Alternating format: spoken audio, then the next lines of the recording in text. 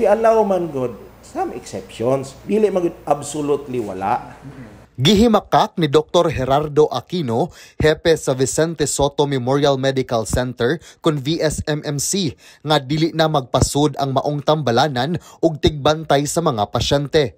Gipasabot ni Dr. Aquino nga bisan pa man padayon nila nga gipatuman ang no watcher policy apan adunay mga kaso nga gitugot nila nga adunay usa ka tigbantay sa pasyente sama sa mga batang gagmay o kadtong mga nagkinahanglan og assistance sa paglihok-lihok.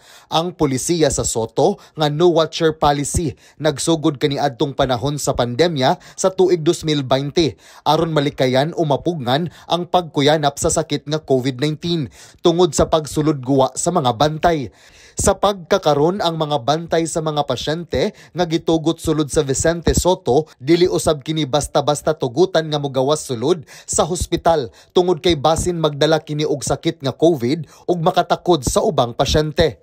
Apan adunay pipila ka mga pasyente nga adunay mga kuyog nga kunuhay bantay hangtod sa 2 o 3 ka tawo. Hinungdan nga ang uban dili tugutan nga makasulod sa hospital kay usara man ang gitugot sa pulisiya. We strictly implemented the no watchers policy except na aming mga exception.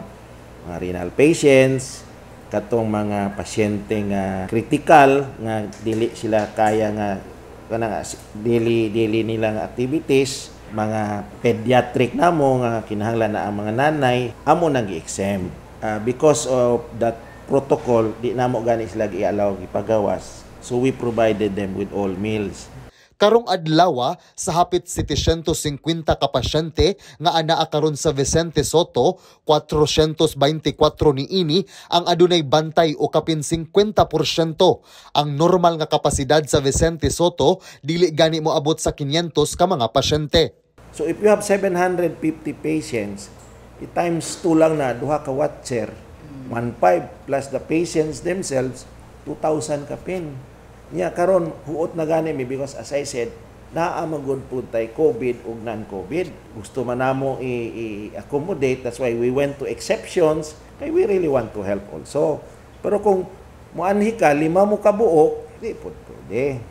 Karong bag-o, naglikay na usab ang Soto sa posibilidad nga mukuyanap ang monkeypox nga sakit ug ilang gisiguro nga pahugtan ang no watcher policy kay gitudlo isip Infectious Disease and Tropical Medicine Center sa Rehiyon 7 ang ilang pasilidad. But amo lang ang amo lang pangayo sa public and ang mga watchers, sabton lang pud mi because we are doing this kay dili lang man pud sila, even our healthcare workers will also be exposed. Mao kini ang tubag ni Aquino sa mga reklamo sa mga nanghinubra nga bantay sa pasyente nga anaa nagpundo sa gawas sa hospital tungod kay kuno dili sila pasudlon sa ospital.